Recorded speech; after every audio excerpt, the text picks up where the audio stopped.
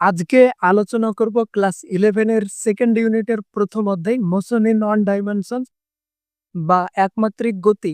কোনো কোনো বইয়ে এই অধ্যায়ের নাম মোশন ইন স্ট্রেট লাইনও লেখা থাকে, জিনিস একই। তো এই অধ্যায়ের যেটা সংক্ষিপ্ত ভার্সন সেটা তোমরা ক্লাস 9-এ বল ও গতি নামের অধ্যায় পড়েছো। যদি ভালোভাবে না পড়ে থাকো কোনো ব্যাপার নেই, আবার নতুন করে শুরু হবে। তো এই অধ্যায়টা হলো মেকানিক্সের অন্তর্গত। মেকানিক্স কি? ফিজিক্সের যে শাখায় বল এবং গতি নিয়ে আলোচনা করা হয় সেটাই হলো মেকানিক্স, যার বাংলা নাম হলো বলবিজ্ঞান।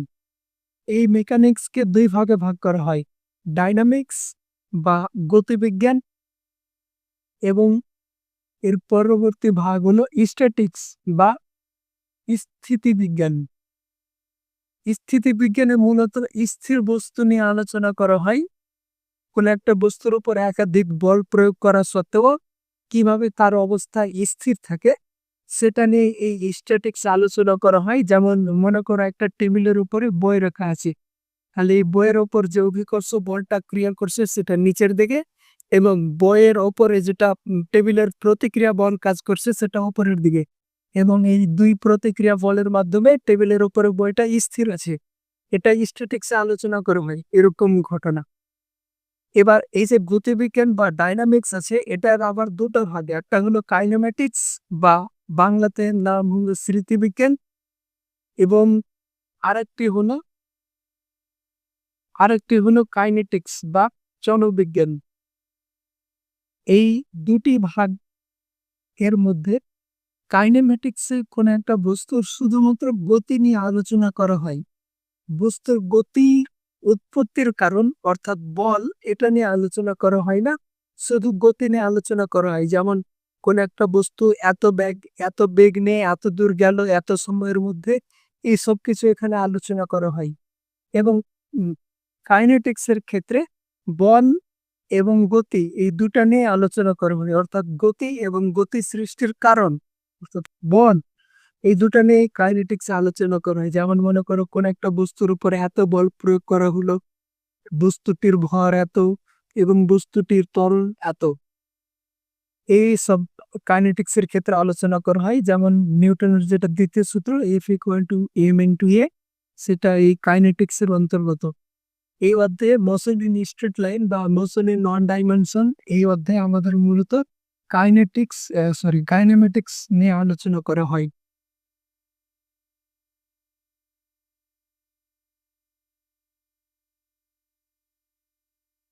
এবার আলোচনা করব ফ্রেম অফ রেফারেন্স বা নির্দেশতন্ত্র। এই নির্দেশতন্ত্র এর কনসেপ্ট খুব গুরুত্বপূর্ণ, এটা তোমাদের নিউটনের গতিসূত্র অধ্যায়েও কাজে লাগবে। আর এটা অনেক বড় একটা টপিক থাকার কারণে আমি এটাকে আলাদা একটা ভিডিওতে কভার করব। তো নির্দেশতন্ত্রের শুধুমাত্র এখানে ধারণাটা দিব। মনে করো আমি একটা লাইন আঁকলাম, মনে করার কিছু নাই, আমি বাস্তবে আঁকলাম, এখানে আরেকটা লাইন আঁকলাম। এবার যদি বলা হয় যে এই দুটো লাইনের মধ্যে কোনটা বড়, তাহলে তুমি কি উত্তর দিবে? এই যে এটা লাইন বড়। এবার মনে করো আমি আরেকটা লাইন আঁকলাম, এবার যদি বলা হয় যে কোনটা বড়, তাহলে নিশ্চয় নিচের লাইনটা বড়।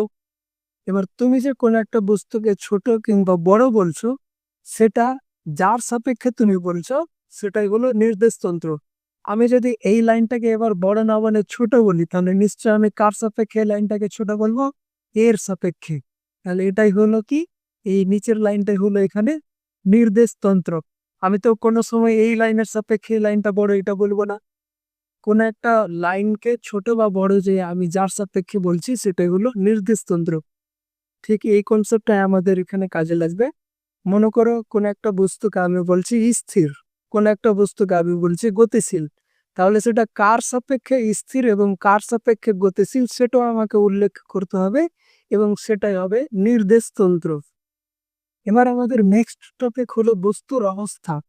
বস্তুর অবস্থাকে দুই ভাগে ভাগ করা হয়, স্থিতি বা রেস্ট এবং গতি বা মোশন। স্থিতি কি? স্থির বস্তুর অবস্থান।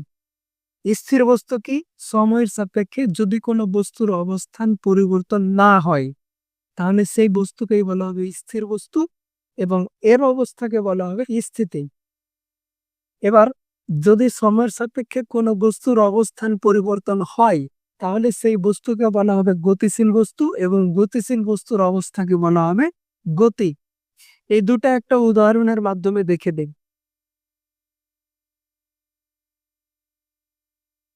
গাছ আছে, ফুটবল আছে। তো দেখো, এটা একটা গাছ আঁকলাম, গাছটা সুন্দর, নাইস। আর গাছের পাশে একটা ফুটবল আছে। এবার আমি আজকে দূরত্বটা মাপলাম, গাছ এবং ফুটবলের দূরত্বটা দেখছি, দূরত্বটা 5 মিটার। কালকে এলাম, কালকে দেখছি কালকেও 5 মিটারের দূরত্ব থাকছে। পরশু এলাম, পরশু এসে পরশু এসে দেখছি যে দূরত্বটা একই আছে। তাহলে আমি ফুটবলের যেটা অবস্থা সেটা কি বলবো? স্থির অবস্থা। এই যে ফুটবলের অবস্থাটাকে যে আমি স্থির অবস্থা বললাম, কার সাপেক্ষে বললাম? গাছের সাপেক্ষে। তাহলে এখানে গাছটাই হলো কি? নির্দেশ তন্ত্র। এবার যদি আমি দেখি যে ফুটবলটা আজকে 5 মিটার দূরত্ব আছে এবং কালকে যখন এসে দেখছি ফুটবলটা হয়ে গেছে 10 মিটার দূরে, তাহলে আমি নিশ্চয়ই এই ফুটবলটাকে আর স্থির বলবো না, আমি এই ফুটবলটাকে গতিশীল বলবো। কেন? কারণ সে তার অবস্থান পরিবর্তন করেছে। কার সাপেক্ষে অবস্থান পরিবর্তন করেছে? গাছের সাপেক্ষে। গাছ কি হলো তাহলে? নির্দেশ তন্ত্র। এবার আরেকটি গুরুত্বপূর্ণ বিষয় হলো স্থিতি বা গতি সবই হলো আপেক্ষিক। নির্দেশতন্ত্রের সাপেক্ষে যখন কোনো বস্তুকে স্থির বা গতিশীল বলা হয় তখন দুটো কথা ইম্পর্টেন্ট, একটা হলো চরম এবং আর একটা হলো আপেক্ষিক। যদি কোনো স্থির বস্তুর অবস্থা এমন হয় যে সেটা সব নির্দেশতন্ত্রের সাপেক্ষে স্থির, তাহলে সেই স্থির বস্তুর অবস্থাকে বলা হবে চরম স্থিতি। এবং যদি কোনো স্থির বস্তুর অবস্থা এমন হয় যে সে কোনো নির্দেশতন্ত্রের সাপেক্ষে স্থির, কোনো নির্দেশতন্ত্রের সাপেক্ষে গতিশীল, তাহলে এক্ষেত্রে সেই বস্তুর স্থিতিকে বলা হবে আপেক্ষিক স্থিতি। এবার চরম স্থিতি বলে কিছু হয় না, সব স্থিতি হলো আপেক্ষিক। এটা আমরা উদাহরণের মাধ্যমে দেখব। মনে করো তুমি বাসে আছো এবং তোমার পাশে একজন যাত্রী আছে, তাহলে তুমি যেহেতু আর বাসটি হলো গতিশীল, তাহলে তুমি যাত্রীটিকে কোন অবস্থায় দেখবে? স্থির অবস্থায় দেখবে। এবার তাহলে এখানে নির্দেশতন্ত্র কে হলো? তুমি নিজেই নির্দেশতন্ত্র। আর উম, এবার মনে করো রাস্তার ধারে কেউ একজন দাঁড়িয়ে আছে, তাহলে সে তোমাকে এবং তোমার পাশে যে যাত্রী আছে সেটাকে, সেই দুটোকে কোন অবস্থায় দেখবে? গতিশীল। যেহেতু পাশ গতিশীল অবস্থায় আছে, তাহলে এবার তোমার যাত্রীটা তোমার সাপেক্ষে স্থির, কিন্তু পাশে থাকা দর্শকের সাপেক্ষে, রাস্তার ধারে যে ব্যক্তি দাঁড়িয়েছিল তার সাপেক্ষে তুমি যাত্রীটা হচ্ছে গতিশীল। তাহলে যাত্রীটা কারো সাপেক্ষে স্থির, কারো সাপেক্ষে গতিশীল হওয়ার কারণে তার যেটা স্থিতি আসবে সেই স্থিতিকে বলা হবে আপেক্ষিক স্থিতি।